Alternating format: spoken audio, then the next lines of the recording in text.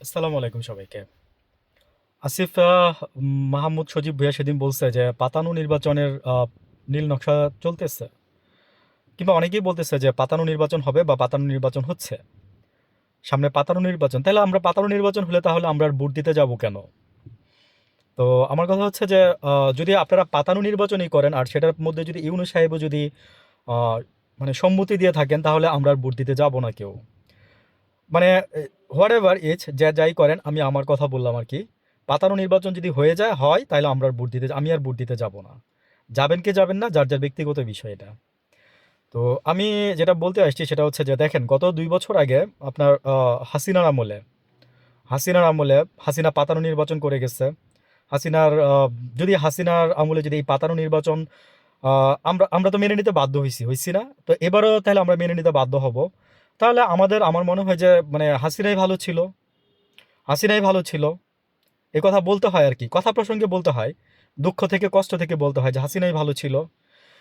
আহ, আসলে কি, যে বললাম না যে অনেক কিছু বলার আছে কিন্তু বলতে পারি না, যে কিছু রেস্ট্রিকশন আছে। আমি এখানে আরেকটা জিনিস অ্যাড করে দিই সাথে, সেটা হচ্ছে যে হাসিনাকে ভারত কথা বলতে দিচ্ছে না ইদানিং, খেয়াল করছেন? হাসিনাকে ভারত কথা বলতে দিচ্ছে না।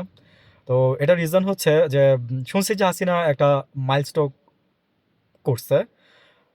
তার আপনার জিহ্বাতে কথা বেজে যায়। তো এটার কারণে সে কথা বলতে পারতেছে না। কিন্তু দ্যাটস ওয়াই ওইখান থেকে আপনার কিন্তু ভারত থেকে বলা হয়েছে যে আহ, উম, সে অসুস্থ, সে এরকমই স্ট্রোকের মতো তারা একটা কিছু করছে বলছে, অ্যাটসেট্রা এনিথিং এলস, সামঞ্জস্য রেখে। তো ওইটার কারণে আপনার হাসিনাকে তারা মানে বন্দি বিনিময় চুক্তিতে আবার আইনে আছে যে যদি কেউ অসুস্থ হয়, কিছু হয়, তাহলে আপনি ওনাকে পাঠাইতে পারবেন না আর কি।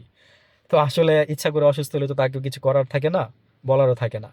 আর যেখানে ভাই কি বলবো, যে মানে সবকিছু পরিকল্পনা মাফিক হচ্ছে, সবকিছু পরিকল্পনা মাফিক হচ্ছে। এই এই দেশের নির্বাচন যেটা মানে মানে মনে হচ্ছে পরিকল্পনা মাফিকই হবে বা হচ্ছে, হ্যাঁ আমার ধারণা, বা হাজার হাজার লক্ষ কোটি মানুষের পারসেপশন বাহিরে। আর এই যে হাসিনা কথা বলবে না, তারপরে হাসিনাটা কথা বলতে দিল না বা দিবে না, হ্যাঁ এটাও মনে করেন যে এগুলো একটা নাটক। তো আসলে কি, মানে এই দেশ কোনোদিন ভালো হবে না।